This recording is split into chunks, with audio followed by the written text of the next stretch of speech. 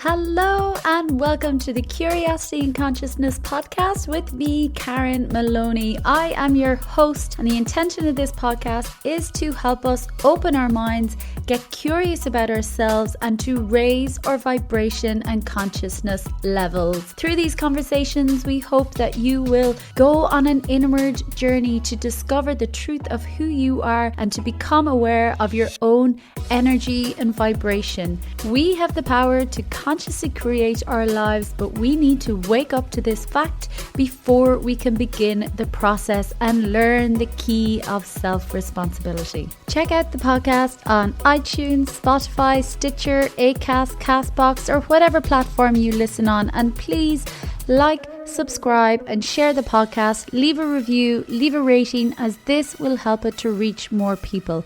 Check out my website as well, Soul Power Light, www.soulpowerlight.com. Welcome everybody. Thank you for tuning in for another episode. It is me, Karen Maloney, and I have another great conversation for you today. My guest this week is Calista Ascension, and Calista is an award-winning author, pioneer of spiritual ascension, and a magical leader who truly walks her talk. Through creating the therapy modalities, angel healing, unicorn healing, and Atlantean crystal healing, Calista has attuned thousands of souls worldwide to the angelic, elemental, and crystalline kingdoms, and believes by healing and empowering our lives, we help all of creation to thrive. She has a new exciting book out called The Female Archangels, Evolutionary Teachings to Heal and Empower Your Life, and it is the first book to solely profile who the female archangels are, and it went straight into #1 on its first day of release.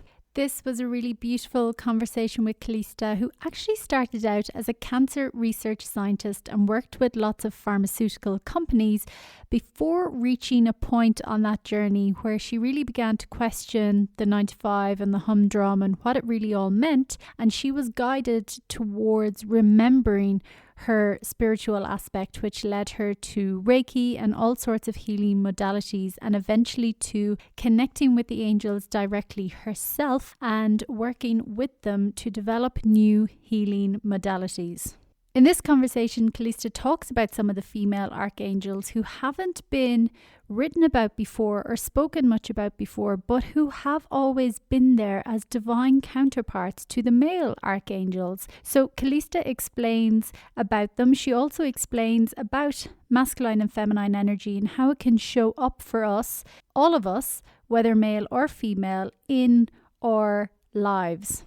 2 of the female archangels, or the Archaea, came through as well, which was Archaea Freedom and Archaea Grace, which Calista shares more information on their messages with us. And she also shared a beautiful sacral chakra healing meditation moment that was channeled through Archaea Freedom as well. So a super interesting conversation with Calista, who also shares how the angels are here to help us now more than ever, to help us all rise in our sacred masculine and feminine energies, and to remember a fierce love that will bring us back to wholeness and to help us get through these transitioning times. So enjoy. Check out more on Calista's work on CalistaAscension.com. Also check out her new book on the female archangels and connect with her directly. And as always, I have all links on my website directly to her work. So you can go on to soulpowerlight.com and click podcast for all direct links as well.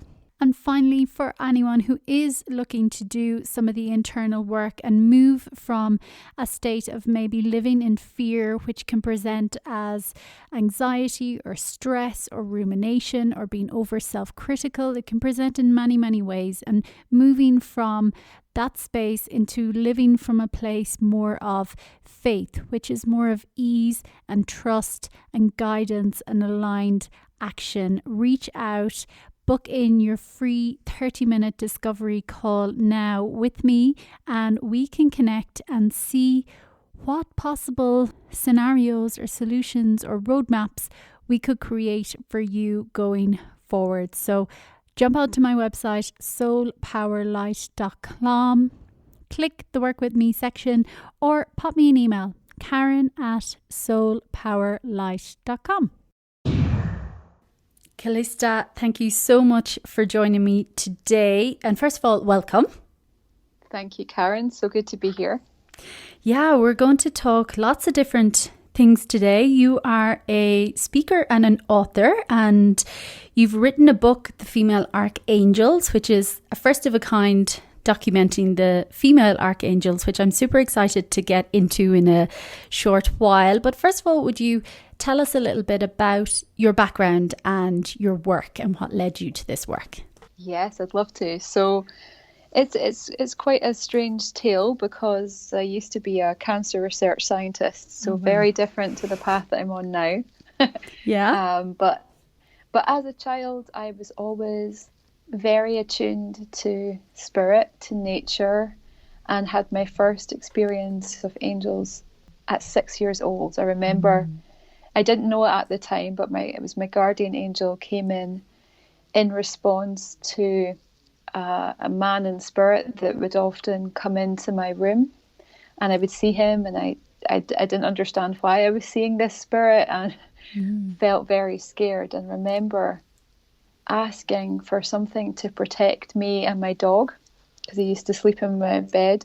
And after I asked for that to happen, this beautiful light angelic spirit came around me and put us in this beautiful luminous bubble, and was able to just fall asleep. And I did that on a regular basis, would call the angels in.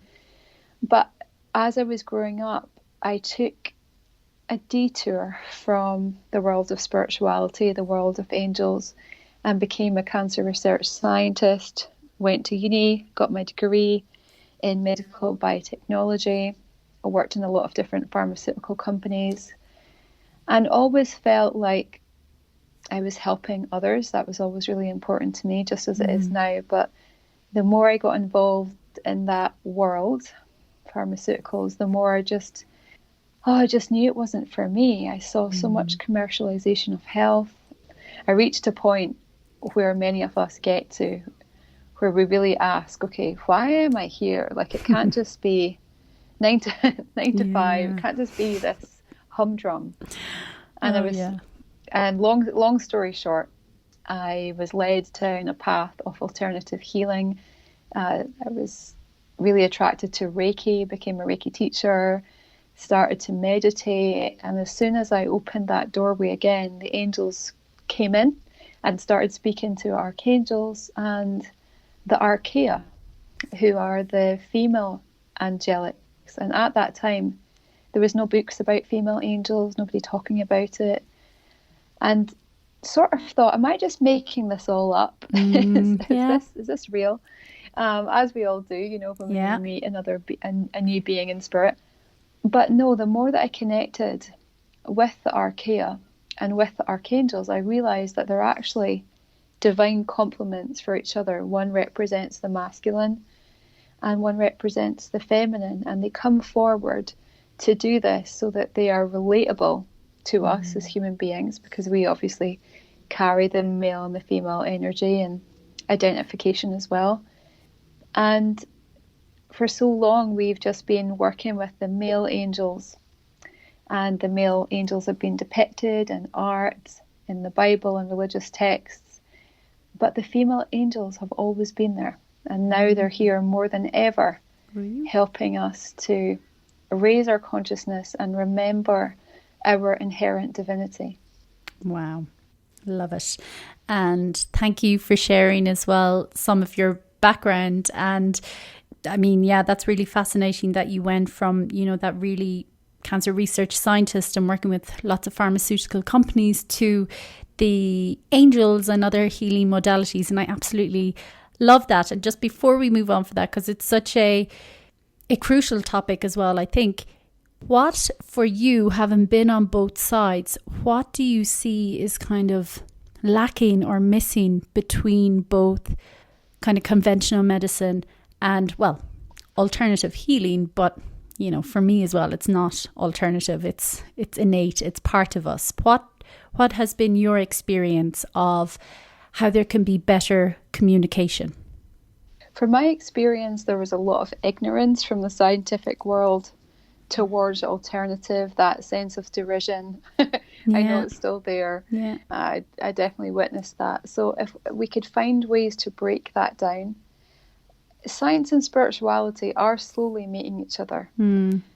I love to look up Heart Math, what the Heart Math Institute are up to, because they talk about having a coherence and a bridge between our heart and mind so that we can really live in presence and work with our mind rather than be against, you know, our ego, for example, bring everything into wholeness. So that's positive. Yeah. But in terms of conventional medicine, I think it's a slow process. I mean, they now have Reiki practitioners in palliative care units, which is great. That's like a big step. And if we look maybe about 20, 30 years ago, practices such as acupuncture were seen as woo-woo and alternative, and of course now they're more accepted as a science, which is great. So we are going there. It's a slow process though. Yeah. Do you think it comes down to as well, like you mentioned, you know, talking about male and female archangels, and we all have male and female energies running through us, like every single soul alive, and you know how we've been, and maybe we can touch on the patriarchy and that paradigm that has been, that for me as well, I think has got us to this kind of tipping point, because it is that constant, you know, push, more, grow, linear thinking, like focus, expand, commercialization. So do you think there's, I suppose, more the shifts that are happening, they're slightly crumbling, but more of the feminine, like that nurturing, that caring, that other holistic side of things that women always carried as well, bringing that into play? Yeah, absolutely. And we only have to look at the world right now to witness how the old patriarchal systems are crumbling and dissolving. And from an angel perspective, they talk about how we're now in a 7-year ascension cycle. So we tend to ascend humanity at this given point anyway, on this particular planet, because every planet ascends differently. But planet Earth, we go through these 7 years ascension cycles. So we started a new one, December, winter solstice 2019. And this first year, this year of integration it's a big one. It's causing a lot of disruption. I mean, we really have to look at the world and go, wow, I guess we never figured 2020 would look like this. But we have to put our seatbelts on, because it's going to be bumpier. The ride is going to get bumpier. But I think people can maybe hear that and think, wow, is there something to fear? But there isn't really anything to fear. And as I'm talking, Archangel Michael is stepping forward with his divine complement, Archaea Faith. And for so long, we've been connecting with Archangel Michael, who holds the sword of truth, and he comes over, you know, in our midst. And if perhaps we're clairvoyant, we can see him in a big form, muscular, protective, like a big brother. But actually, he has his fierceness is due to a fierce love to just not accept anything that is less than truth. And so everything that has been less than truth is starting to crumble away. And you know, we can look at the political arena, for example. There's so much corruption and falsehood and illusion there, but the feminine is coming through. We're now seeing like female world leaders, and not only that, but the sense of divine feminine empowerment is coming up, is rising up within us all, no matter if we're male, female, in body, doesn't really matter. Like that, the essence of the divine feminine, which has been suppressed, oppressed, abused, denied, masked for eons, is now coming up to be heard and empowered. And this is why the female angels are here. They stepped in in a big way anyway, on 11-11-11, so that last 7-year ascension cycle, when we entered the Aquarian age. We moved from Piscean patriarchal into the more free-flowing feminine Aquarian age. So we're still in this moment of transition, but the Archaea and the Archangels are surrounding the earth right now with so many ascended beings to really help Mother Earth to make that shift. And as she's making that shift, to take as many aware souls as possible so that we can really bring heaven upon earth.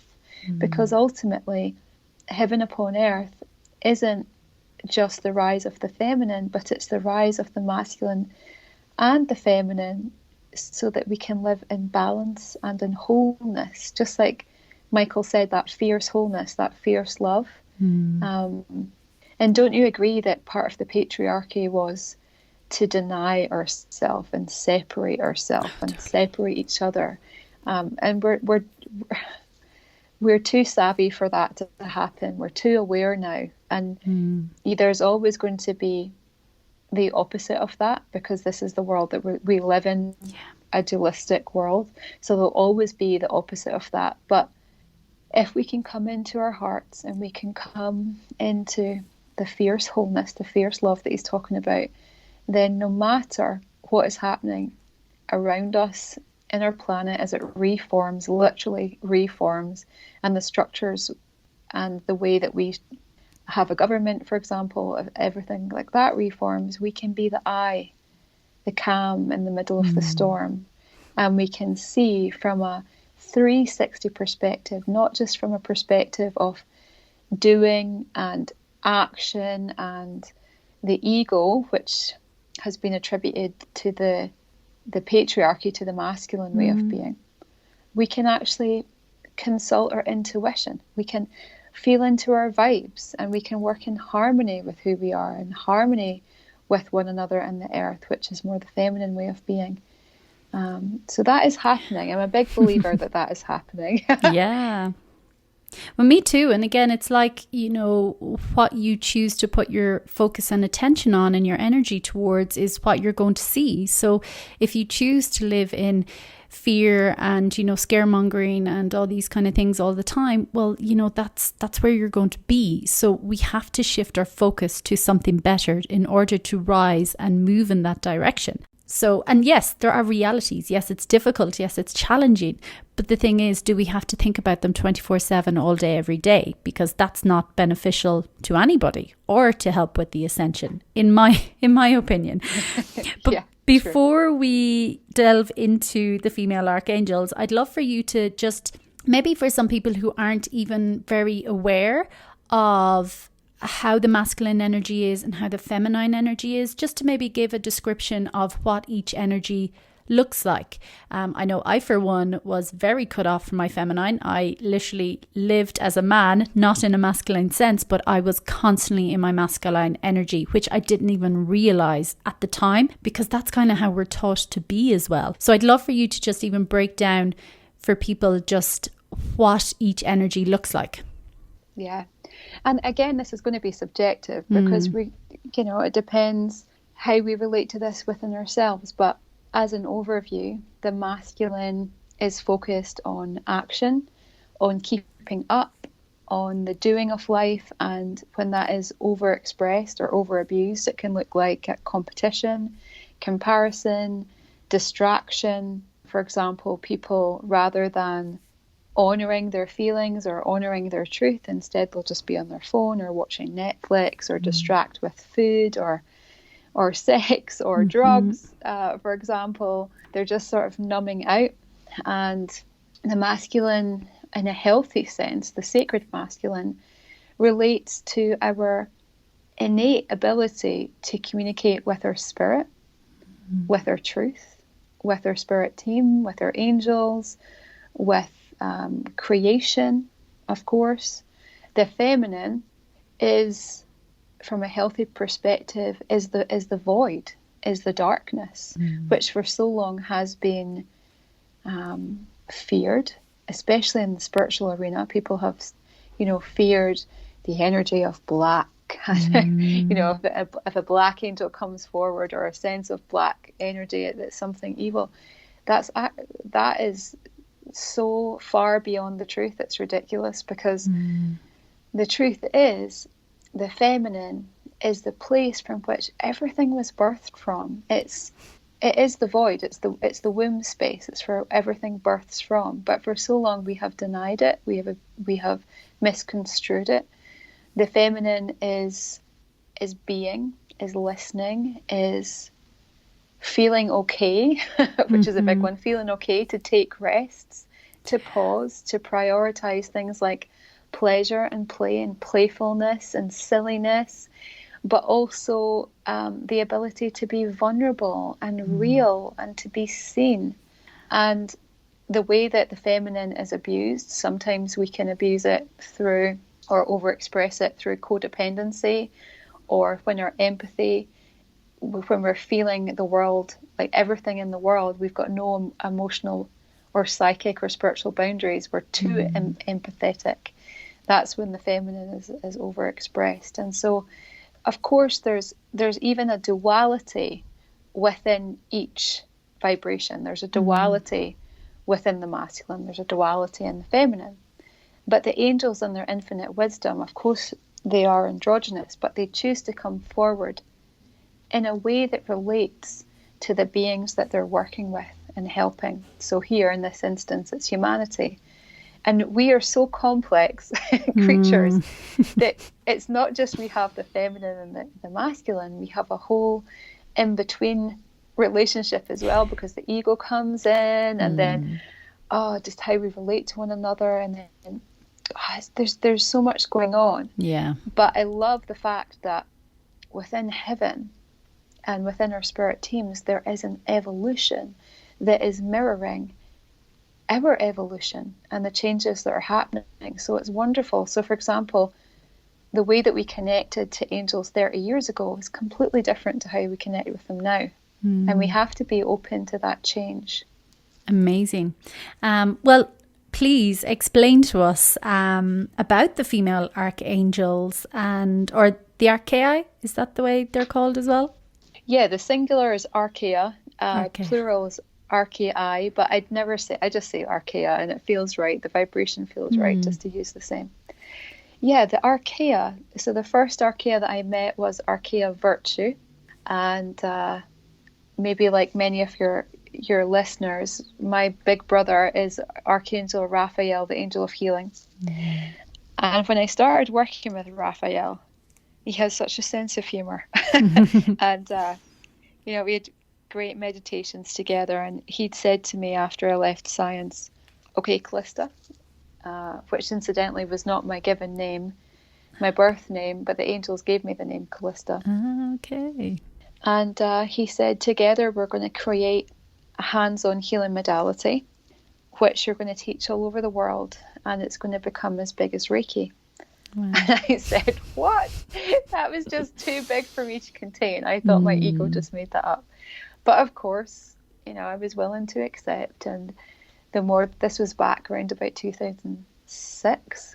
And then 2009, after I really felt comfortable with that and had done a lot of what is now known as angel healing. It's a registered modality. I did a lot of angel healing sessions, so I could really firm up this modality. It was created in 2009, so it's been taught around the world for 11 years, and it's incredible hands-on healing that brings together 34 different angels that a person is attuned to and works with individually, and it's incredible. Wow. But at the start, Archangel Raphael began to come forward with the presence of another angel, and she felt very much like Mother Mary, but it wasn't Mother Mary, because I'd worked with the ascended being, Mother Mary, but there was a similar sort of universal motherly love coming through.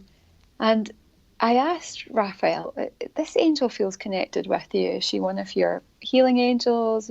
So I really had to become educated to understand. But the more that I connected with Archaea Virtue, I realized that she is his twin flame, or divine counterpart. And in every act of healing, this is, to quote Archaea Virtue, as she comes forward now, she's saying that in every act of healing, there has to be forgiveness. If you just think about that for a moment, maybe whatever healing you have received or given to yourself in the past, there must have been a forgiveness of self, or forgiveness of another person, forgiveness of an event, a situation. And so anytime that somebody calls forward Raphael for healing, or does angel healing, angel Reiki, Archaea Virtue is the underlying wave of this pink, soft, feminine light that just helps that individual to forgive. So she really helps us to, it's beautiful how they work together, Karen. Yeah. It's like a symphony just to watch them together. That's magic. I mean, like that, because it's not something I've ever thought about before, or, had visions of myself. But as you're describing it, I can just see that extra element of, that pink love and light coming in, helping, and just beautiful. And it makes actually total sense. Yeah. And what's more beautiful is the fact that the Archaea have always been there. Even though, for example, we will call forward Michael, faith has always been there. It's just because we're becoming more aware, even light workers, way showers, starseeds, we're waking up more and more.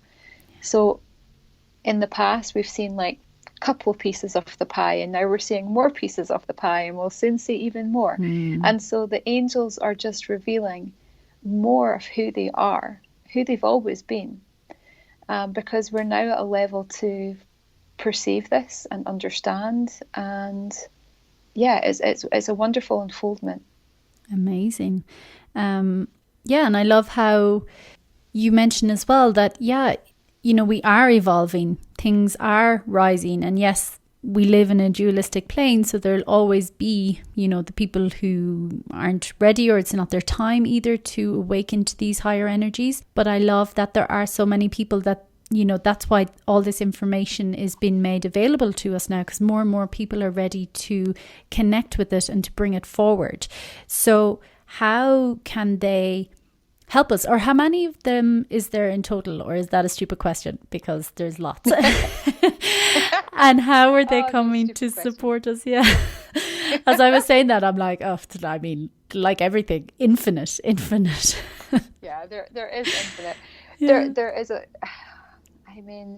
most 80% of the population, this is a big one for the ego, but just let it sit. 80% of the population, the human population, are actually angelic. Oh, it's beautiful. So if you think about how many billions of people, over 7 billion, and then 80%, that's a lot of angels in form. And the thing is, most people have forgotten that. They've forgotten their angelic lineage. This particular earth plane, we could go into a rabbit hole here. Yeah, I know. And talk about that. But how many angels? Okay, so in the book that I wrote, The Female Archangels, 11 came forward to be profiled. And in angel healing, there is 17 Archaea and 17 archangel complements. So together, 34 different sort of angelic aspects that you can work with. Yeah. But in truth, there's so many. Yeah. When they said to me, okay, we're just going to focus on 11, I was like, okay, we could write so much more, but it was the 11 of the most on purpose for this time. Great, yeah. And the book was supposed to come out way before it did, but the angel said, it's all in divine grace, it's all in divine grace. And the first day of lockdown with COVID, that's actually the day that the book released. I didn't even have a pre-order. It just released.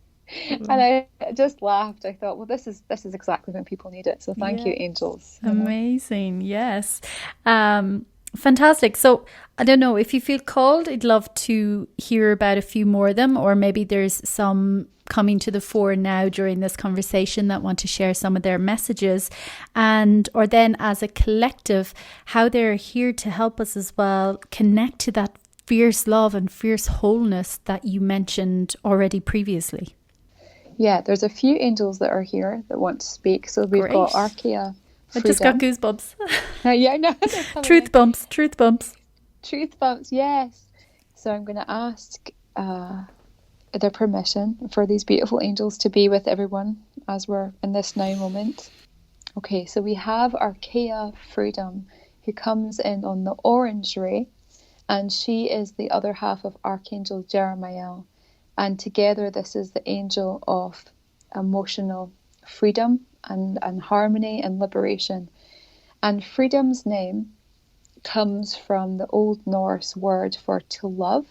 And the reason I'm talking about the root meaning of their word or their virtue, is it because it gives us a sense, a sort of physical, tangible sense of how they can work with us and what they can bring us and how we can work together. So if we think about the meaning of freedom is to love, we could say that, and as she's affirming, love is the freedom to liberate yourself from everything that is limiting, especially the limits that you put upon yourself. She's saying that freedom is not something that we acquire when we achieve something like the ideal body weight or the ideal partner or so much money in the bank. Freedom will not be ours then. Freedom will not be ours when we subtract something from us either, like a partner or weight loss, for example. Freedom, the essence of freedom, that capacity to love, have fierce love, is within us at every given moment.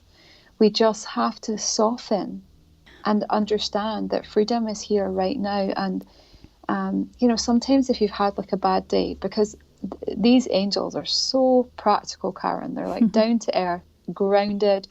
There's sometimes I swore like a sailor in the book, and I thought I don't think I was going to, bring that to an angel book, but they do it to trigger us, to get us out of our comfort, and to really tap into the truth. Wow. Anyway, yeah, freedom. She helps us to liberate what is limiting from, our behaviors, our habits, how we get caught up in the mind, or what we're even watching as well. She'll say to us, okay, what you're watching on Netflix, is that actually conducive to you feeling good, or is that just feeding the ego? Is that just feeding the way that you're feeling? How can you call in freedom in this moment, understanding that it's not yours when you add something to you or you subtract something to you? And so when you're in that stressy moment, she comes in with this orange, it's very powerful, like fire-like energy, just to purify away and bring us out of that sleepy state. I'm sure you identify, and your listeners can identify, when we just put on Netflix or something and we just watch one episode after the other, or we find ourselves trawling through social media and all of a sudden like half an hour has went past. Like, what has happened in that half an hour? It's that sleepy sort of overlay that comes over us. She can snap us out of that. She's so wonderful at doing that. And on the spiritual, if we go deeper than this, we can say that the area that she focuses on the most is our navel chakra, which isn't talked about that as much as it should be, and I'm sure it will be as we go forward. But our navel chakra, in terms of the divine feminine, is the part of us that has been numbed and forgotten about, but yet we hold so much sacred power in our navel. And even just bringing in meditation, if we just close our eyes now and we focus on our navel, so taking your attention into your belly button, then just slightly down. I'm going to ask Archaea Freedom to just beam this fiery orange light into your navel.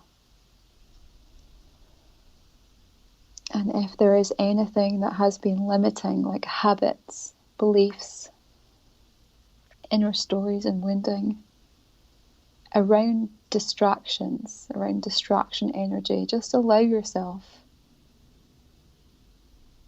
Give permission for those cords and the roots and the webs to be detangled, and to be given up to heaven for resolve now.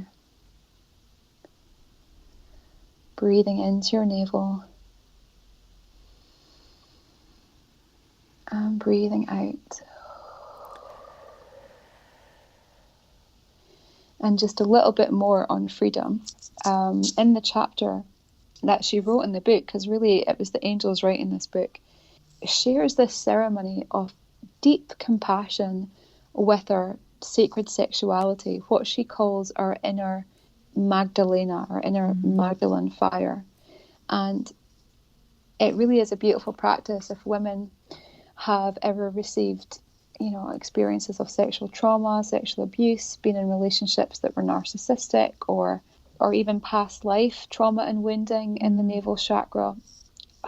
The ceremony that she brought forward in this book is very, very powerful to clear those limitations and set us free. Amazing. Thank you so much for sharing that as well. And loads of beautiful imagery, and I love that message as well of, freedom's already here. It's not about that striving and once we achieve X, Y, and Z, that it's already within us, and it's just us to remove the limits, to allow it to flow more. Yes. So I love that message as well. And then, speaking of the feminine as well, and how we can all, whether male or female, help to bring the feminine more to the fore and honor that energy in our daily lives as we move forward. How are some other ways that people can start to do it, that maybe if they're not ready to connect on an angelic level yet, yes, the support is always there, but maybe it's too much of a jump for someone right now. What are some other ways that we can all honor and nurture that in our daily lives? So there's an angel that's coming forward right now called Archea Grace, who really helps us to make that leap from where we are in our life to, in this question anyway, to then go a step further and to connect with our guides, to connect with our higher self and our angels. And the way that she inspires this, because she is the angel of inspiration alongside Archangel Uriel, is she reminds us of signs, symbols, and synchronicities, because that's really now becoming the touchstone of what religion used to be. Religion used to give us that sense of divinity, but because so much of religion has been misconstrued, as that slowly, I'm not going to say it's dissolving, it's still going to be there, but be careful with my words here. Yeah. The limitations of religion, I should say, are lessening. We're starting to realize the synchronicities, the symbols, the signs.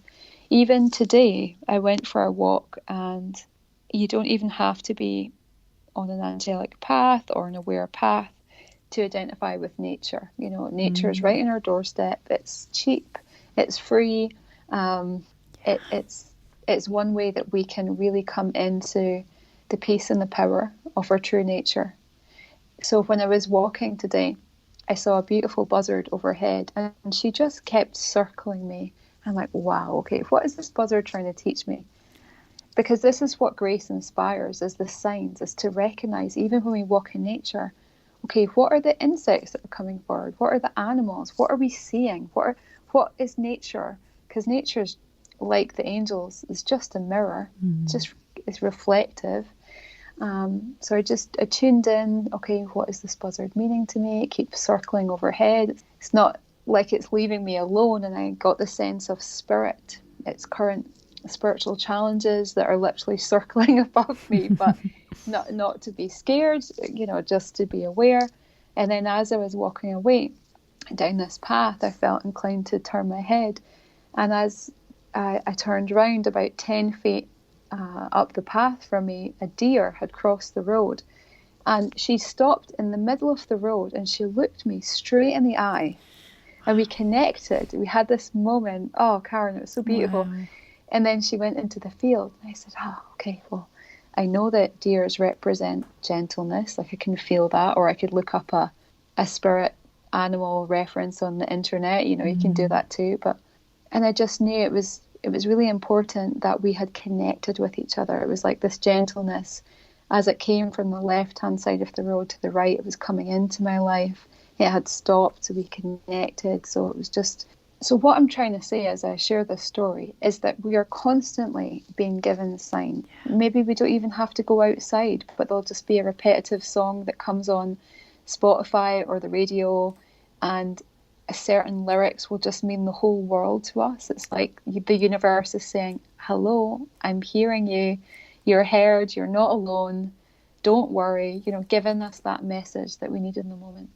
Yeah, amazing. And yeah, I mean, you mentioned it before as well, kind of questioning and that intuition. And it is just allowing ourselves to just open up and be more curious, to explore. Like you say, there's signs and guidance and messages all day, every day. But it's up to us to, like you say, connect in, take that moment and appreciate it, that, yeah, there was a message from that buzzard or from the deer. And like that, just gently opening ourselves and allowing it. And receiving it as well, I think, is a huge part. So that's really beautiful as well. And then I'm like, time is flying by, but I'm really curious, just between everything as well and your whole journey and all you're talking about. I know the answer, but I just want to ask anyway.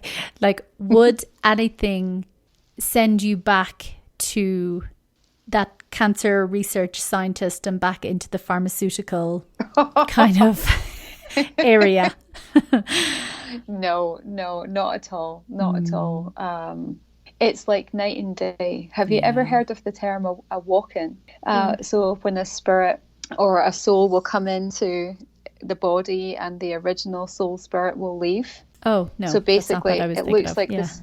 Oh, it looks like the same. It is the same body, and the person still has memories, but it's essentially another spirit.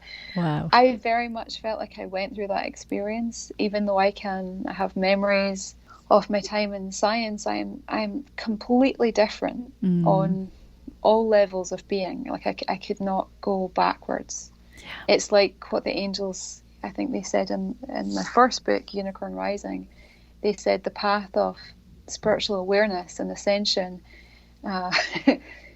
our spirit is always moving us forward. We can go backwards, but it's like riding a bicycle backwards. It's uncomfortable. And why would you do it?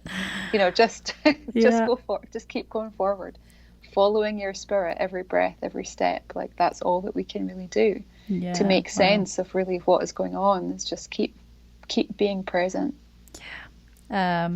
I love that imagery as well. And when you say that there now, I'm like, I'm 100% in agreement as well. I'm like, yeah, I fit, I kind of look, I think I've slightly changed as well, but look like the same person. But oh my God, there's like worlds apart. And it's all an internal vibration, and I think that's part of the journey as well for us all, just to connect to our own personal truth.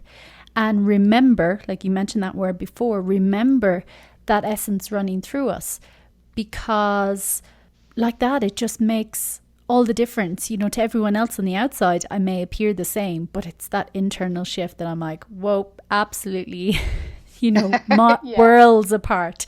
That, I wouldn't go back. And I've said it before, even on the show, for all the money or anything in the world, there is absolutely no way you could send me back to the way I used to be and how I used to operate. So love that as well. So any parting messages that's coming up for us as we move on again, and before you finish up as well, please share anything that you have upcoming. Obviously your book is out as well, and information of your website where people can find out more, or if they want to work with you or book a session. And like always, I will link everything as well on the show notes on my website. Great. Okay. Thank you for that. I'll share a parting message. But first, so I have two books, Unicorn Rising and The Female Archangels, Evolutionary Teachings to Heal and Empower Your Life, which is available on Amazon, all good places. And I love sharing the books. I love writing. But what really sets my heart on fire is connecting with people one-to-one, doing soul sessions. I had a soul session just before we're here right now doing the podcast, and it was incredible. Like, being able to help someone in their life and their spiritual journey, to just receive the clarity or the guidance or just reflect back what they need is just so empowering. So yeah, I offer personal sessions, and I do a lot of community free videos. Like every Sunday night I do an angel week ahead energy boost and message from the angels, and then sometimes, depending on the day, because I have 3 small children, so it's quite busy at home. Yeah.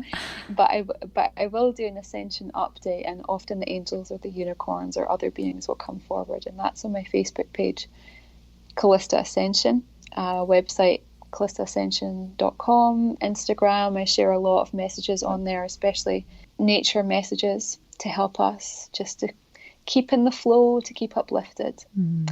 And upcoming events, I've got the Angel World Congress in Germany with Kyle Gray and Diana Cooper, Radley Valentine, Tim Wilde, and that's November. So I look forward to that. Fabulous. Sounds amazing. And then a parting message. Yeah, when you were talking about curiosity, like I love that that's the name for your show, because that is the one energy that will really help us to remember. If we can be curious, coming from a place of really knowing nothing, it's almost like we've got to unbecome to become self-actualized, if you like. And the angels are saying in this moment that we only have to remember that we are already empowered. We are already self-actualized. We have already ascended. We just have to remember and get out of our own way of anything that says or vibrates otherwise, and just don't give it the time of day. And that is, little niggles in your mind, self-chatter, reflected from other people.